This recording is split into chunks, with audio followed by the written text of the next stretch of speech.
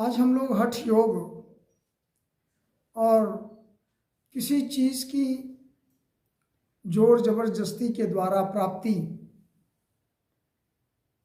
कर लेना, यह हमारे लिए हानिकारक होता है, दुख का कारण होता है। कई बार हमारे पास जो चीज़ें नहीं उपस्थित होती हैं, जो चीज़ें हमें जीवन में नहीं प्राप्त होती हैं, जैसे धन दौलत या कुटुंब परिवार में प्रायः पुत्र पुत्री का न होना, बाँझ रहना, ज़्यादातर कष्ट जिसके पास संतान नहीं होती उनको मिलता है, उनको व्यंग लोग कहते हैं समाज में। अब जो चीज़ें हमारे प्रारब्ध में नहीं हैं, विधि के विधान के द्वारा हमें नहीं मिलनी है, उसके लिए हमें तो पता नहीं इसका भविष्य क्या होना है, लेकिन हम परमात्मा की व्यवस्था में, उसके रूल रेगुलेशन में, नियम कानून में हस्तक्षेप करने का प्रयास करते हैं और उसके लिए तरह तरह के पूजा पाठ, सकाम पूजन, दर्शन, वंदन, चिंतन या तांत्रिक क्रिया के द्वारा, क्रिया योग के द्वारा जब हम कोई चीज़ बलात् या हठात प्राप्त करने का प्रयास करते हैं तो उसमें हमें तरह तरह की मुश्किलें तो आती ही हैं, और शास्त्रों के माध्यम से यदि हम मुश्किलों को दूर भी कर लेते हैं तो भी प्राप्त हुई चीज़ें जो हठ के द्वारा प्राप्त की जाएंगी उनका हमारे जीवन में कोई लाभ नहीं होता। लाभ इन द सेंस कि हमें उससे कोई सुख शांति नहीं मिलती। पैसा रुपया कमाना, नाम कमाना, यश, पौरुष, बल, ये सब तो शरीर से उपस्थित चीज़ें हैं, शरीर जनित चीज़ें, ऐश्वर्य, आराम, वो सब तो आपको क्षणिक मिल जाते हैं, लेकिन आपको अनंत सुख नहीं मिलता। छोटे छोटे एक दो उदाहरण हम लोग शास्त्रों से लेने चल रहे हैं कि हठ का परिणाम कैसा मिलता है, हठ योग से कोई चीज़ कब प्राप्त कर सकते हैं और उसका जीवन कब तक चलता है। छोटे छोटे उदाहरण लेते हैं। श्रीमद् भागवत महापुराण की एक कथा जो महात्म्य अध्याय 4 के आत्मदेव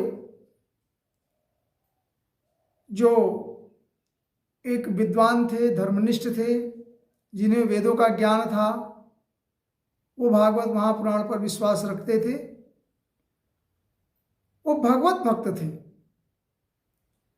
ऐसे ब्राह्मण जो अत्यंत कुलीन थे और धर्म में अपना खर्च करते थे, धन का प्रयोग करते थे, और उनके पास धन न होने पर भी, धन होने पर भी, मैंने उनके पास वैभव धन था तो भी वो भिक्षा आटन करके ही भोजन ग्रहण किया करते थे। कहने का मतलब पूर्ण प्रकृति को समर्पण ब्राह्मण की जो ड्यूटी होती है, जो भगवान ने कहा है कि अपने वृत्ति के अनुसार कर्म करें और धर्म करें, हमें समर्पण करें, वैसे आत्मदेव थे।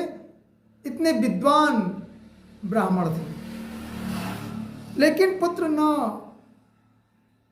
उनकी पत्नी को पुत्र न होने की वजह से,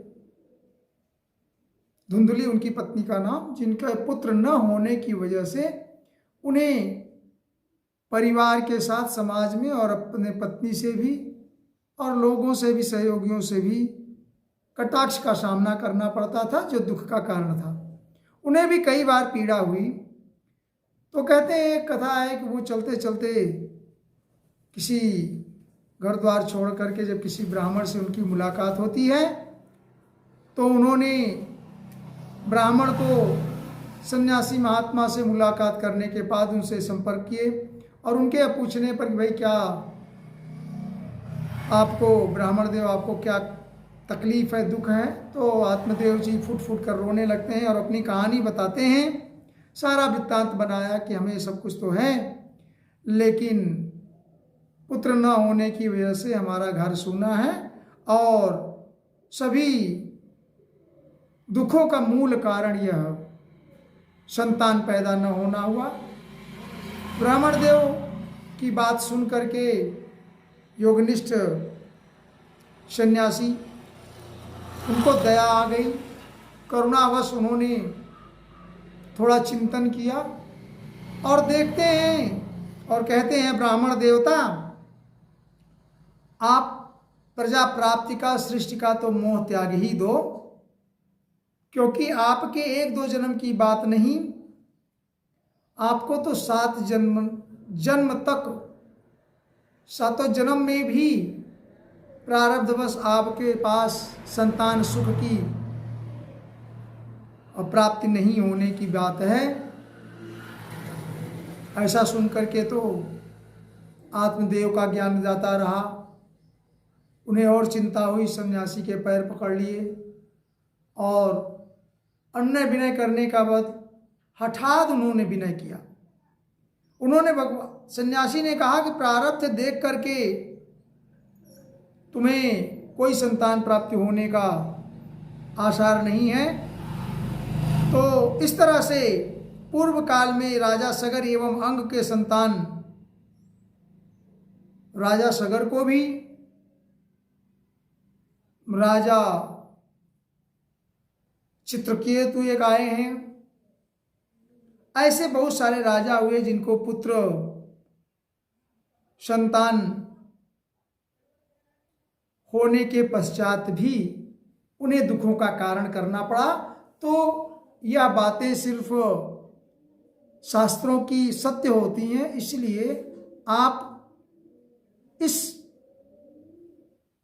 पुत्र या संतान प्राप्ति की कामना को त्याग कर अन्यत्र चीजें और अपने ज्ञान विज्ञान से परमात्मा के प्रारब्ध को प्राप्त होइए, सुख आनंद लीजिए।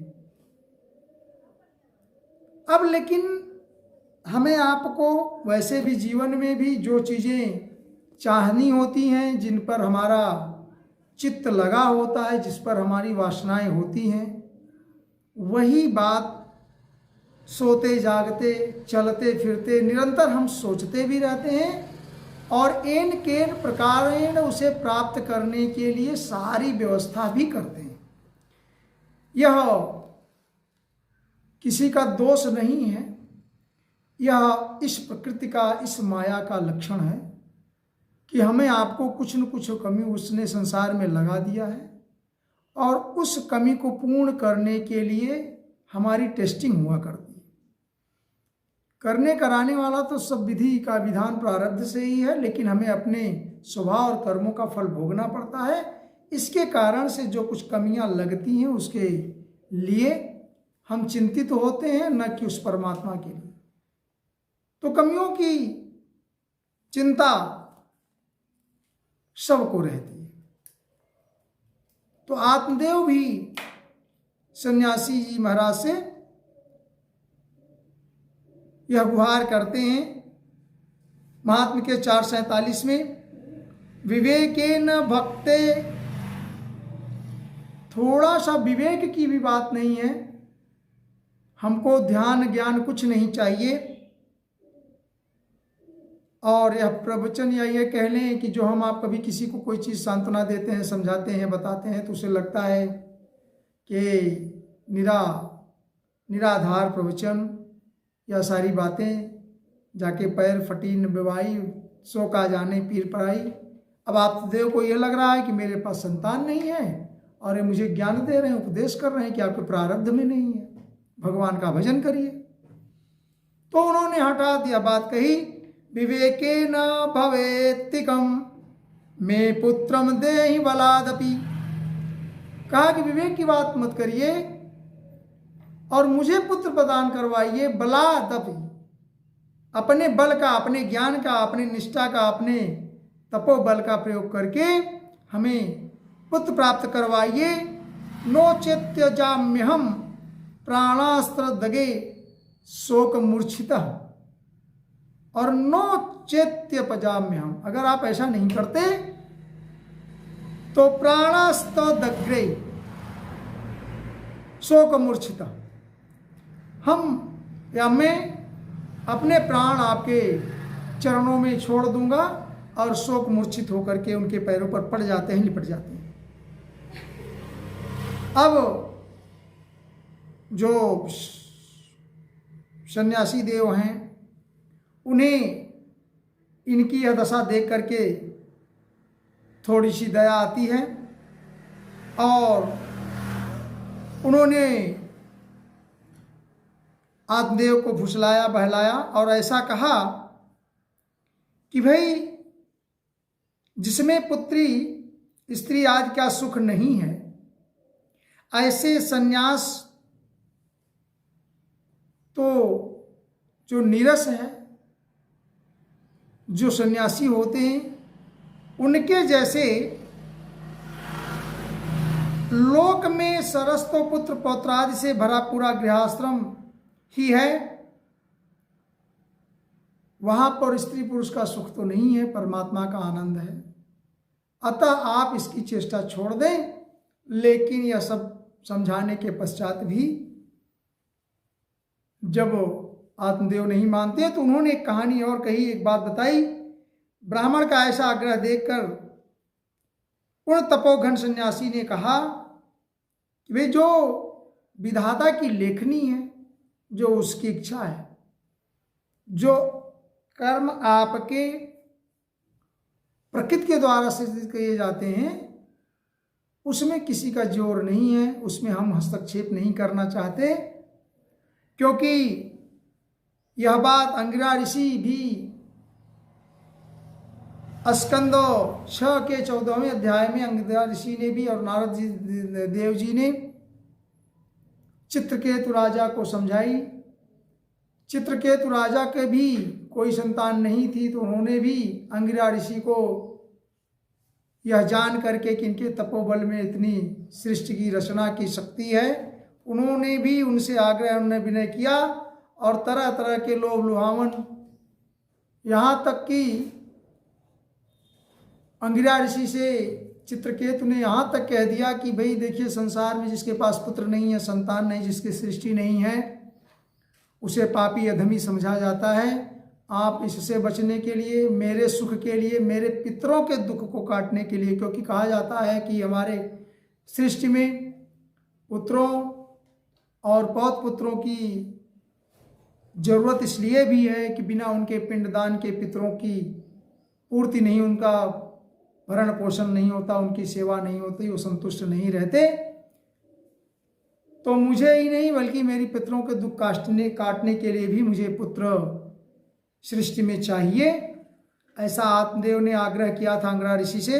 वहाँ भी कहानी यही आती है कि अंगिरा ऋषि के देने के पश्चात भी लास्ट में 20-22 वर्ष के बाद वो पुत्र नहीं रहा अंगिरा के पास, तो उन्हें अपार कष्ट हुआ। इत विप्राग्रहं दृष्ट्वा प्राब्रवीत् स तपोघनः चित्रकेतुर्गतः कष्टं विधिलेख विभार्जनात्। तो वो तपोघन सन्यासी ये कहते हैं कि ऐसी कथा तो चित्रकेतु के बारे में यह वर्णन है कि उन्हें पुत्र मिलने के पश्चात भी कष्ट का दुख का सामना करना पड़ा, क्योंकि अंगिरा ऋषि ने कह दिया था, नारद ऋषि ने कह दिया था कि आपको पुत्र नहीं होना है। और जब उनके हट के पश्चात उन्होंने यह बात उन्होंने विनय के पश्चात मान भी ली, तो अंगिरा ऋषि ने कहा ठीक है, पुत्र तो आपको मिलेगा, लेकिन इससे आपको सुख और दुख दोनों का सामना करना पड़ेगा। तो चित्रकेतु ने इस बात का ध्यान तो दिया कि सुख, लेकिन दुख का ध्यान नहीं दिया। और ऐसे प्रकरण में अंततः जाकर के जब कई रानियां, उनकी वर्णन तो शास्त्र में करोड़ रानियां चित्रकेतु के हुई, लेकिन उसमें से एक को जो पुत्र हुआ वह बाकी की रानियां बाद में जलन करते करते उस पुत्र को विष दिया और वो पुत्र शांत हो गया। बचपन में ही शांत हो गया। सॉरी, 20-22 वर्ष की बात नहीं, वहाँ तो एक दूसरी घटना याद आ गई, लेकिन वो बचपन में ही शांत हो गया। तो वही पुनः चित्रकेतु के दुख का कारण बना। जो आत्मदेव की कहानी आत्मदेव को समझाते हुए यह बता रहे थे, तो आत्मदेव को फिर भी कुछ समझ में नहीं आया। उन्होंने कहा कि हम अपने प्राण ही दे देंगे। और ये तपोनिष्ठ सन्यासी ये कहते हैं कि भाई ये कोई ज़रूरी नहीं है कि पुत्र मिल जाए तो सुख मिल ही जाए, इसकी कोई गारंटी नहीं है। पुत्र होना न होना वो प्रारब्ध के वश में है, आपके कर्म के फल के योग में है। और हठात यदि आप उसे प्राप्त कर भी लेते हैं तो उससे सुख ही मिले, इसकी कोई गारंटी नहीं है। जैसे आज भी हमारे समाज में पुत्र नहीं होने का एक दुख होता है। पुत्र नहीं होने से, अर्थात जो निसंतान है, जो बाज कहे जाते हैं, उनके मन की व्यथा कष्ट और है। लेकिन जब उन्हें किसी तरह से पुत्र हो जाता है तो समाज में आज तक बहुत सारे देखिए, कई तो पुत्र अपने पिता के ही मृत्यु के कारण होते हैं। तो आत्मदेव का जो धुंधकारी पैदा हुआ, उसने भी अपने पीड़ा से किसका कारण बना मृत्यु का? अपने पिता माता का। तो पुत्र हो जाए, निसंतान की उतनी चिंता होती है, और पुत्र होने के बाद उससे जो कष्ट मिलता है, क्योंकि सुख तो आपको प्रारब्ध के अनुसार ही मिलेगा, अपने कर्मों के फल के हिसाब से ही मिलने वाला है। आप हट करके पुत्र ले लेंगे तो उससे आपको मिल भी सकता है। ईश्वर की इच्छा तो एक क्षणिक है, सेकेंडों में हो सकती है, लेकिन इसकी कोई गारंटी नहीं है। ज़्यादातर केस में ये देखा गया, शास्त्रों की 1-2-3 कथाएं हैं कि जिन पर बलात् हठात पैदा करने पर, प्राप्त करने पर पुत्र नष्ट हो ही जाते हैं, और जो अल्पायु में पुत्रों की मृत्यु होती है वो भी आपको अत्यंत पीड़ा और कष्ट देती है। जिनके पास पुत्र होने के पश्चात 2 साल, 4 साल, 10 साल, 20 साल के पश्चात अगर उनका प्राणांत हो जाता है, उसकी शरीर पूरी हो जाती है, तो उस बच्चे की तो कोई बात नहीं, लेकिन उस कुटुंब में उस माता पिता के लिए अत्यंत कष्ट का कारण, पीड़ा का कारण होता है। शायद वह वेदना इससे भी अधिक हो जाती है। लेकिन जब नहीं है इसलिए प्राप्त करना चाहते हैं, और जब चला जाता है तो रो रो करके उससे हमको भी उस समय भी हमको वैराग्य मिल जाता है।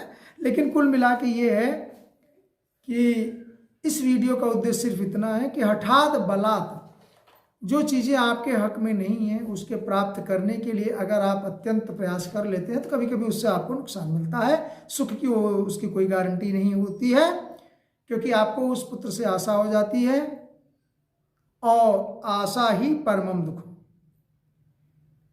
अवधूत दत्तात्रेय जी ने पिंगला गणिका की कहानी में 11:8-44 स्कंद 11 के 8वें अध्याय में 44 श्लोक, आशा ही परमम दुखम नैरास्यम परमम सुखम।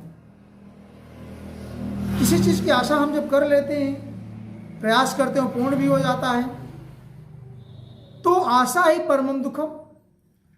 वो जब चीज नहीं प्राप्त हो पाती, अंततः उसका रिजल्ट नहीं मिलता, हमको आपको बड़ी चीज की लालसा होती है, और आते आते वो चीज अगर रह जाती है तो उस समय में बहुत घोर अत्यंत कठोर कष्ट होता है। सबके जीवन में होता है, हमारे आपकी भी चीजों में भी, कभी किसी के शरीर में के साथ, कभी किसी के बिजनेस व्यापार में, कभी किसी की बिल्डिंग में, कभी किसी प्रकृति में, हजारों बार ऐसी घटनाएं आ जाती हैं छोटी बड़ी, जिसमें हमको क्षणिक लाभ होता है, खुशी मिलती है, लेकिन उसके तुरंत बाद विराग या कष्ट पैदा हो जाता है। फिर उसके बाद हमारे चित्त से वो बातें उतरती जाती हैं।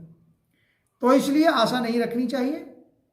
अगर आप निराशा हैं और अपने भगवान को भज रहे हैं, शायद आपका काम पूरा हो जाए, क्योंकि जब आकांक्षा हो जाती है, चाहत हो जाती है, वो चीज़ें न मिलने पर आदमी उद्वेलित हो जाता है, प्रशांत नहीं रहता, उसका चित्त विचलित हो जाता है। दोनों परिस्थितियों में, अभाव में भी और प्रभाव में भी। जब किसी चीज़ का अभाव होता है तो भी आपको दुख रहता है, उसके चित्त के, उसके चिंतन में आप पड़े रहते हैं। और जब प्रभाव मिल जाता है, ज़रूरत से ज़्यादा आपकी चीज़ें आपके पास हो जाती हैं, तो उस प्रभाव से भी आप अन्यत्र या अनर्गल वर्क करते रहते हैं, उसमें अहंकार जनित हो जाता है, और उस प्रभाव से भी आपको कष्ट हो जाता है। इसीलिए हर समय अभाव में, प्रभाव में अपने स्वभाव को ऐसा मेंटेन रखे, शरणागत रहें, भगवान की इच्छा में रहें। गीता के श्लोक 6 अध्याय 6 के 7वें श्लोक में श्री कृष्ण ने अर्जुन से कहा है, जीतात्मनः प्रशांतस्य परमात्मा समाहिता। जो जीतात्मना है, जो अपनी आत्मा को जीता हुआ है, अपनी इंद्रियों को वश में किया हुआ है, मन संयम वाणी से, या ये कह दें उसकी सारी अंतःकरण की जो वृत्तियां हैं, जो इच्छाएं हैं, वो शांत हो चुकी हैं, कंप्लीट। और ये कह लें उसकी कोई तृष्णा नहीं, कोई चाहत नहीं है, सेल्फ कंट्रोल्ड माइंड है उसका। या ये कह लें कि एवरी टाइम उसे परमात्मा का भजन, शरणागत, अनंत कृपा की ध्यान में वो लगा रहता है। ऐसा नहीं कि जरूरत सबको नहीं है, हर इंसान को, इंसान के अलावा पशु पक्षी जितने संसार में प्रकृति की रचना है, सबको जरूरत है। किसी को पानी की जरूरत है तो उसे कहीं बादल बनने की जरूरत है, तो कहीं वाष्पोत्सर्जन की जरूरत है, तो कहीं सूर्य के किरणों की जरूरत है, बच्चे की भी जरूरत है तो बूढ़े की भी जरूरत है। तो संसार में कोई ऐसा प्राणी तो आया ही नहीं माया में कि जिसके साथ नीड नहीं लगी हो, आवश्यकता नहीं लगी हो। लेकिन आवश्यकता से अधिक प्राप्त करना और जो हमारे हक में नहीं उसकी चाहत रखना ही हमारे दुख का कारण है। ऐसा गौतम बुद्ध ने भी कहा है, संसार दुखालय है, दुखमय है, दुख का घर है और दुख का समुदाय है, माने दुख का निवारण भी है। भाई आप निवृत्त रखिए, वैराग्य रखिए। अब वैराग्य क्या होता है? जब आपकी सारी आसक्तियां क्षीण हो जाएं, आपको आकांक्षा रहित हो जाएं। लेकिन वो कैसे होगा? भूख लगी तो खाना चाहिए, भोजन की व्यवस्था में दौड़ते रहेंगे। लेकिन खाना की प्रवृत्ति या भोजन करने के पश्चात जो आपकी तृप्ति हो जाए तो आपको फिर शांत भी होना चाहिए, भगवत भजन करना चाहिए। इसलिए क्योंकि वो प्रकृति की ड्यूटी बनती है आपको सब कुछ मुहैया कराने की। भोजन तो आपको मिल जाएगा, लेकिन भोजन का संग्रह करना आपके लिए कष्ट का कारण होता है। तो इसीलिए कहा गया है कि जो आत्मदेव की कहानी है वह इस तरह की कहानी कि आप हट करके कुछ प्राप्त मत करें। अंगिरा ऋषि ने भी समझाया था, ततः पाई महाभागा पूर्वे सह गतम तमा यथा तरीम दुस्तारम प्रजया तद विदेहिनम। बिना पुत्र के प्रजा का पालन नहीं हो सकता, बिना सृष्टि की, या ये कह लें पितरों का पिंडदान नहीं हो सकता। तो हमारे और हमारे पितरों का भी दुख का कारण यह पुत्र का न होना, पुत्र अभाव है। और ऐसा करके चित्रकेतु ने भी बड़ी प्रार्थना की तो उन्हें भी उसका लाभ मिला। अब हम थोड़े से अपने पहलू पर आते हैं भौतिक जीवन में, कि हमारे आपके पास भी बहुत सारी ऐसी चीज़ें हैं जो नहीं हो पाती हैं। तो हम लोग कभी कभी उसकी आकांक्षा में, उसके प्रयास में बहुत भयंकर प्रयास कर देते हैं। कभी कभी तो हम लोग निराहार या ये कह लें बिना जल के हठ योग कर लेते हैं। किसी बड़े बड़े मंदिरों में जाकर के तांत्रिक क्रिया के द्वारा, या माता की आराधना में, कोई कात्यायनी की आराधना में, कोई बगलामुखी का सहारा लेकर के कोई व्रत और कोई ये कह लें उपवास आदि तरह के हठ योग। कोई एक पैर पर खड़ा है तो कोई भगवान शंकर का पुजारी होता है। जैसा कहा है, विद्या काम शिवम यजेत, जो चीज़ें नहीं प्राप्त होती हैं उसके लिए शिव जी उसे भी प्राप्त करा सकते हैं। भाभ्यु मेट सकहीं त्रिपुरारी। तो आपके भाग्य में जो विधाता ने नहीं लिखा, जो ब्रह्मा जी ने नहीं लिखा है, उसके भी प्रदान करने की शक्ति अगर किसी में हो तो भगवान शिव में है। इसलिए उनकी आराधना निष्फल नहीं जाती। यह अक्षरशः सत्य है। अनुभव की भी बात है। लेकिन बात यह है कि हमको वो चीजें मिल तो जाएंगी हठ से, प्रयास से। जैसे माता जी प्रसन्न हो गई, आपने मानता मान दिया विंध्याचल मैहर वासिनी को, कहीं भी कात्यायनी को या कलकत्ते वाली काली माँ को, किसको भी, शंकर भगवान को, और आपको पुत्र वगैरह, ज़्यादातर कष्ट यही होता है, लोग पुत्र मांगने के लिए सैकड़ों की भीड़ लगी रहती है हर धाम में, हर जगह। तो आपने हठात मान लीजिए भगवान कृपा हुई किसी न किसी तरह से, जैसे शास्त्रों में भी हुई है, कुछ समय के लिए आपको पुत्र मिल गया, आपने आनंद मनाना शुरू कर दिया, सारे उसके साथ घूमना खेलना, आपने उसे अपना समझ लिया। ये नहीं समझा है इसको किसी तरह से यह कृपा पात्र मुझे मिला है और इस कृपा का हम उपयोग करें, और इसको अपना न समझे, वो जब जाना होगा चले जाएगा।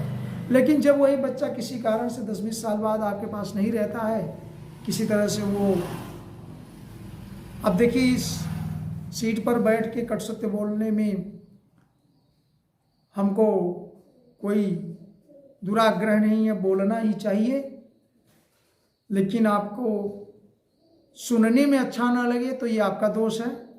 जैसे मान लीजिए आपने हठात प्राप्त कर लिया और किसी कारणवश वह बच्चा आपके पास न रहा, उसकी मौत हो गई, या किसी क्षणिक प्रलय काल में वो उसकी शरीर नष्ट हो गई, या वो आपको दुख देने लगा, भाग गया, या कोई क्रिया में, तो आपको फिर अत्यंत पीड़ा होती। तो उस पीड़ा वो अवश्य आएगी। क्यों आएगी? कि वो चीजें आपके लिए नहीं थी, आपने उसको जबरदस्ती ग्रहण कर लिया। तो इसलिए उसका प्रारब्ध में आपके आना 100% या गारंटी तो नहीं, लेकिन सुख देगा ऐसा जरूरी भी नहीं, या उसकी वजह से आपको सुख प्राप्त होगा ऐसा जरूरी नहीं। हाँ, कुछ काल तक आपको आनंद मिलेगा। तो वास्तविक आनंद कब मिलेगा? जब आपको इन सारी चीज़ों से वैराग्य रहेगा। वैराग्य से ज़्यादा कोई आनंद ही नहीं है। ज्ञान होता भगवान को अपना समझना और अपने आप को भगवान को समझना, दोनों इंटरडिपेंडेंट हैं। लेकिन हमारे जो शरीर है, जो पंच तत्व से निर्मित है, उसमें उस परब्रह्म का दर्शन न होने की वजह से जो एटम से मॉलिक्यूल और मॉलिक्यूल से तत्व की रचनाओं के साथ साथ शरीर बंधा हुआ है, उसमें जो परब्रह्म परमात्मा की स्थिति और निवास उपस्थित है, वो उसका दर्शन नहीं करते, क्योंकि वही सब कुछ है, उसे नहीं हमें इसलिए इस कार्य के लिए बनाया। तो सृष्टि में जो आदेश है परमात्मा का, वैसा करके चलते रहिए, आपको निश्चित आनंद मिलेगा। और दुख का कारण एक ही चीज़ हो सकता है कि आपको शरणागति हो, वैराग्य हो।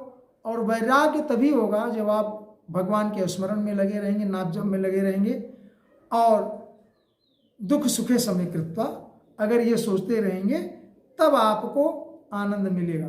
और अगर आप आशा में लगे रहेंगे तो आपको हर क्षण, हर कदम, हर समय कहले कष्ट प्राप्त होता रहेगा। ऐसा शास्त्रों का उपदेश है। जय श्री कृष्ण।